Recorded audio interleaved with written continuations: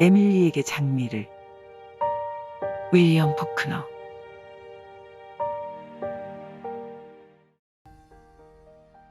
제3장. 그녀는 오랫동안 아팠다. 다시 우리 앞에 나타났을 때는 짧게 자른 머리 탓에 어린 소녀처럼 보였고 어딘지 모르게 교회색 유리창에 그려진 천사들의 모습을 어렴풋이 떠오르게 하면서 왠지 비극적이고 평온해 보였다. 마을은 보도 포장 계약을 막 체결한 참이었고 그녀의 부친이 세상을 떠난 해 여름에 공사가 시작되었다. 건설회사는 검둥이들과 노새와 기계, 그리고 호머 베런이라는 양키 감독관과 함께 왔다. 베런은 덩치가 크고 피부가 까무잡잡하며 재치 있는 사람으로 목소리가 크고 눈 색깔이 피부색보다 밝았다. 어린 소년들이 떼지어 따라다니면서 그가 검둥이들에게 욕설을 퍼붓는 것과 검둥이들이 곡괭이 오르내리는 박자에 맞추어 노래 부르는 것을 들었다. 얼마 되지도 않아 그는 마을의 모든 사람과 친해졌다.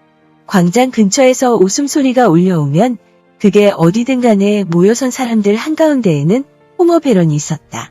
그리고 언제부턴가 우리는 일요일 오후가 되면 그와 미스 에밀리가 마차 대여소에서 빌린 노란색 바퀴가 달리고 젓갈새가말 한 쌍이 끄는 사륜마차를 함께 타고 가는 것을 보게 되었다. 처음에 우리는 미스 에밀리에게 관심 가는 대상이 생긴 것이 기뻤다. 마을의 숙녀들이 하나같이. 물론 그리 어슴감은 숙녀가 북부 출신의 일용직 노동자를 뭐 그리 진지하게 생각하겠어요. 라고 말했기 때문이다. 하지만 그렇게 생각지 않는 다른 사람들도 있었는데 특히 나이 먹은 사람들은 아무리 슬픔이 깊다고 해도 진짜 숙녀라면 신분에 따른 도덕적인 의무를 소홀히 해서는 안 된다고 말했다. 물론 그들이 신분에 따른 도덕적인 의무라고 직접적으로 말한 것은 아니었다. 단지 이렇게 말했다. 가요, 에밀리. 아무래도 일가 친척이 와서 돌봐줘야 하겠어. 그녀는 엘라베마에 친척이 있었다. 하지만 몇 년 전에 그녀의 아버지는 미쳐버린 와이어 노부인의 재산 문제로 그들과 의절을 했고 그 후 두 가족 사이에는 왕래가 없었다. 그들은 심지어 장례식에도 참석하지 않았다. 그리고 노인들이 가요, 에밀리. 라고 말하자마자 쑥덕거림이 시작되었다. 정말 그럴 거로 생각해요? 그들은 서로에게 말했다. 물론이죠. 달리 무슨. 일요일 오후가 되면 햇빛을 가리려고 내려놓은 블라인드 뒤에서 실크와 세틴 옷을 차려입은 부인들이 한 쌍의 말이 끄는 마차가 희미하고 빠르게 달그닥달그닥 거리며 거리를 지나칠 때면 옷감 스치는 소리를 내면서 목을 길게 빼고 여지없이 속닥거리는 말이 있었다. 가요, 에밀리. 이렇듯 우리가 그녀의 타락을 기정사실처럼 믿고 있을 때조차도 그녀는 고개를 빳빳이 들고 다녔다. 그녀는 마지막 그리어쓴 혈통으로서 자신의 존엄성을 인정해달라고 그 어느 때보다도 강하게 요구하는 것 같았다. 마치 세속성은 자신을 침투해 들어갈 수 없음을 재차 확인하기 위해 세속적인 접촉이 필요한 거라고 말하는 것 같았다. 그녀가 쥐약인 비소를 샀을 때처럼 말이다. 마을 사람들이 가여운 에밀리 라고 말하기 시작한 지 1년이 넘은 시점이었다. 당시 미스 에밀리의 집에는 2명의 여자 사촌이 방문해 머물고 있었다. 독약이 좀 필요해요. 그녀는 약사에게 말했다. 당시 그녀는 30이 넘은 나이였고 보통 사람보다 더 여위기는 해도 날씬했으며 검은 눈은 차갑고 거만했다. 얼굴은 등대지기의 얼굴처럼 관자놀이와 눈구멍 주위로 살점이 팽팽하게 당겨져 있었다. 독약을 좀 사고 싶어요. 그녀가 말했다. 물론입니다, 미스 에밀리. 어떤 종류로 드릴까요? 쥐를 잡으실 건가요? 제가 추천을 하자면 여기 있는 것 중에 가장 효과가 강한 거로 주세요. 종류는 상관없어요. 약사는 여러 이름을 댔다. 그건 코끼리도 죽일 수 있는 겁니다. 하지만 어디에 사용하시려고? 비소로 주세요. 그게 효과가 강력한 게 맞나요? 미스 에밀리가 말했다. 그게 그러니까 비소요? 예, 맞습니다. 하지만 어디에 사용하시려고? 비소로 주세요. 약사는 그녀를 내려다봤다. 그녀는 허리를 꼿꼿이 세우고 깃발처럼 얼굴을 팽팽히 긴장한 채 그의 시선을 똑바로 받았다. 예, 물론입니다. 약사가 말했다. 그걸 원하신다면야. 하지만 법에 따라 어디에 사용하실지 용도를 밝히셔야 합니다. 미스 에밀리는 그저 빤히 쳐다보았다.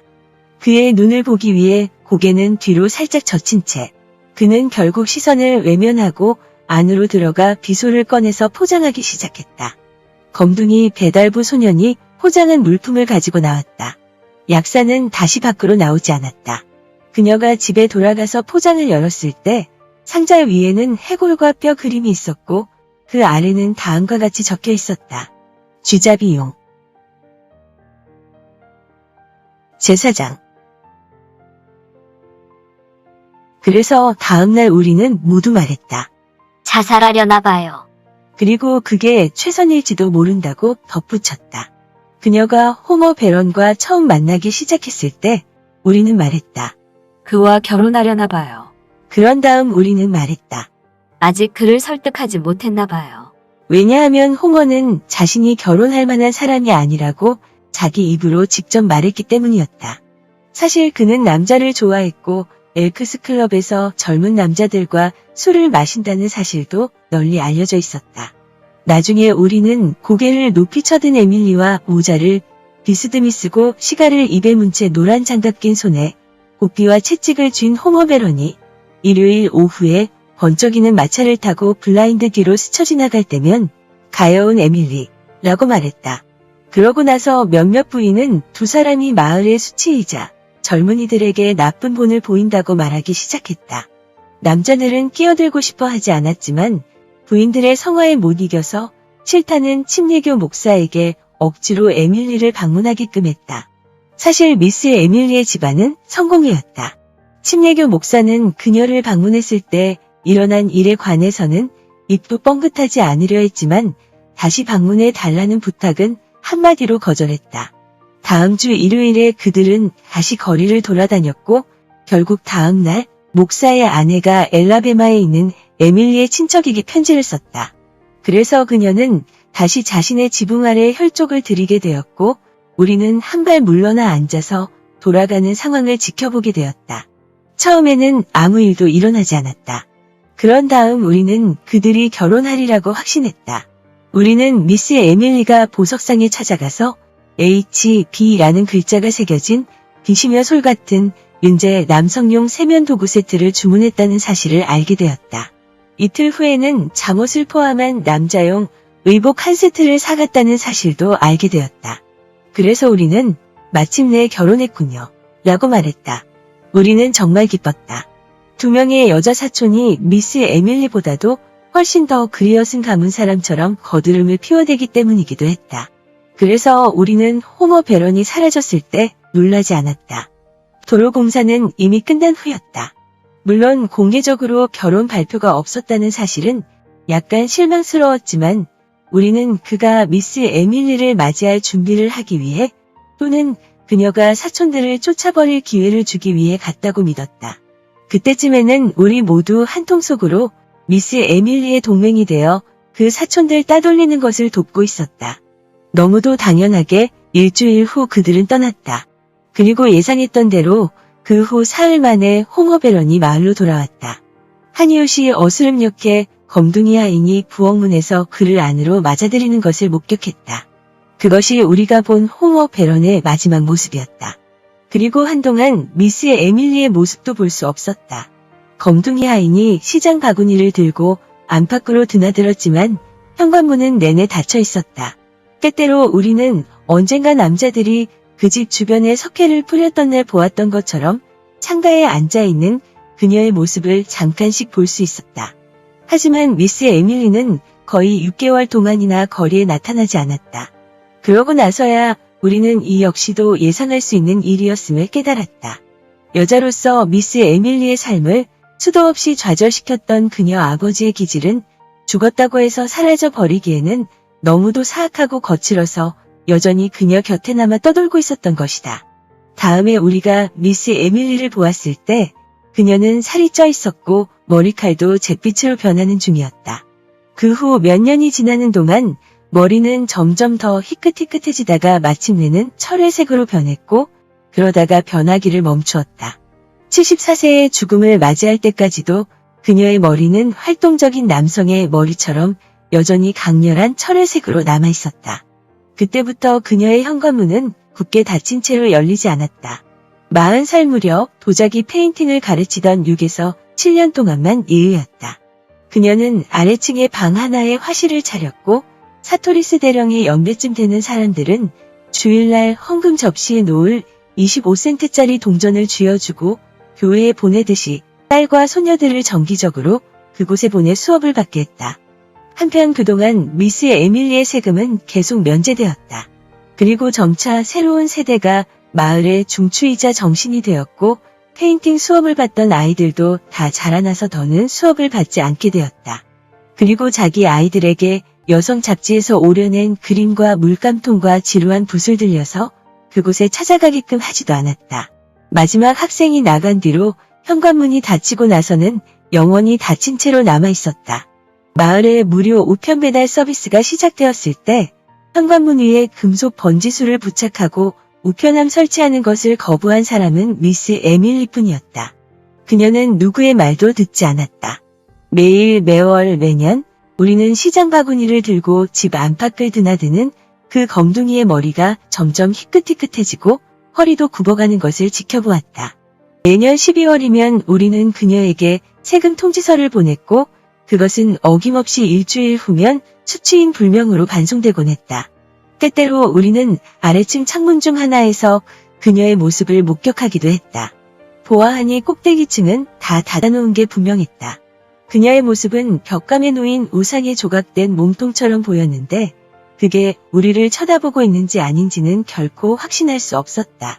그렇게 그녀는 세대가 바뀌는 동안에도 계속해서 소중하고 피할 수 없고 손상되지 않으며 평온하고 고집불통인 채로 우리 곁에 남아있었다.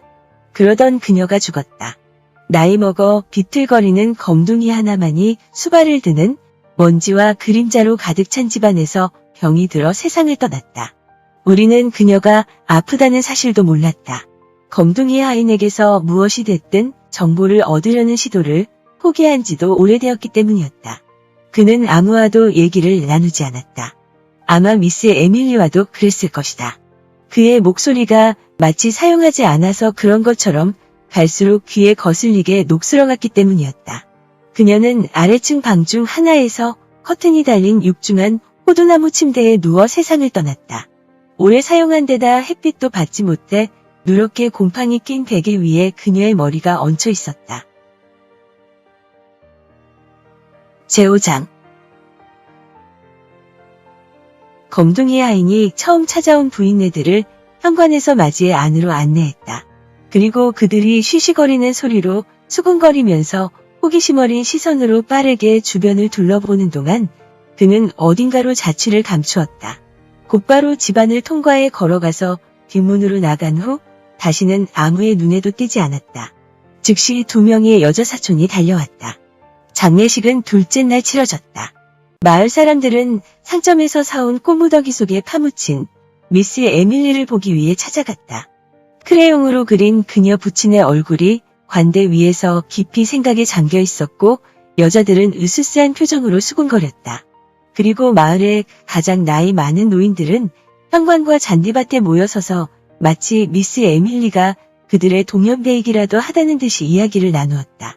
그중 일부는 빳빳하게 솔질한 남북은 군복을 차려입고 있었는데 그들은 한때 자신들이 그녀와 함께 춤을 추기도 했고 그녀에게 구애하기도 했다고 믿고 있었다. 마치 시간이란 수학적으로 정확히 흐르는 것이라는 사실이 그들에겐 혼란스러운 문제인 듯했다. 노인들이 흔히 그러듯이 그들에게 과거란 멀어질수록 점점 좁아지는 길이 아니라 겨울의 손길이 닿을 수 없는 거대한 초원이었다. 그리고 그들이 그 초원에 닿을 수 없는 이유는 최근 10여 년의 세월이 좁은 병목처럼 그들과 초원을 갈라놓고 있기 때문이었다. 이미 우리는 집안의 계단을 올라가면 40년 동안 아무도 보지 못했던 구역에 방 하나가 있으며 그 안에 들어가려면 억지로 문을 따야 할지도 모른다는 사실을 알고 있었다. 방문을 따기 전에 사람들은 미스 에밀리가 격식에 맞도록 땅에 묻힐 때까지 기다렸다. 문을 거칠게 부수어 여는 바람에 구석구석 두텁게 쌓여있던 먼지가 온 방 안을 가득 채운 듯이 보였다. 가늘고 매캐한 먼지가 신혼부부를 위해 가구를 들이고 장식까지 해놓은 듯한 방 안의 모든 것을 촘촘히 덮고 있었다. 빛바랜 장밋빛 커튼과 장밋빛 전등갓은 물론이고 섬세하게 배열해놓은 크리스털 장신구와 남성용 빗이며 손거울 같은 세면도구들 위에도 뿌옇게 내려앉아 있었다. 그 남성용 은재용품은 어찌나 심하게 변색하였던지 그 위에 새겨진 글씨를 알아볼 수도 없었다. 그것들 사이에 옷깃과 타이가 마치 방금 벗어놓기라도 한 듯이 놓여 있었는데 누군가가 그것을 들어 올리자 먼지 속에 생긴 창백한 초승달 같은 자국이 드러났다. 의자 위에는 가지런히 개킨 양복 한 벌이 걸쳐 있었고 의자 밑에는 먼지 앉은 구두 한 켤레와 벗어던진 양말이 놓여 있었다. 그는 침대에 누워 있었다. 한참이나 우리는 그저 거기 서서 그 심오하고 살점이 없는 미소를 내려다보았다. 시신은 한때 포옹하는 자세로 누워 있었음이 분명해 보였지만 이제는 사랑보다 오래가고 사랑에 찌푸린 표정까지 정복해버린 기나긴 잠이 그를 욕보인 지 오래였다. 그에게 남은 것이라곤 한때는 잠옷이었을 천조각 아래 썩어버린 육신의 흔적뿐이었고 그마저도 그가 누워있는 침대와 분리해낼 수조차 없었다. 그리고 그와 그의 옆에 놓인 베개 위에는 끈기 있고 오래가는 먼지가 고르게 덮여 있었다. 그때 우리는 두 번째 베개 위에 머리가 얹혀있던 움푹 들어간 자국이 나 있음을 알아봤다. 우리 중 한 명이 그 위에서 무언가를 들어 올렸고 우리는 희미하고 눈에 보이지 않는 마른 먼지와 매캐한 냄새를 콧구멍에 느끼면서 앞으로 몸을 기울였다. 그것은 기다란 철회색 머리카락 한 올이었다.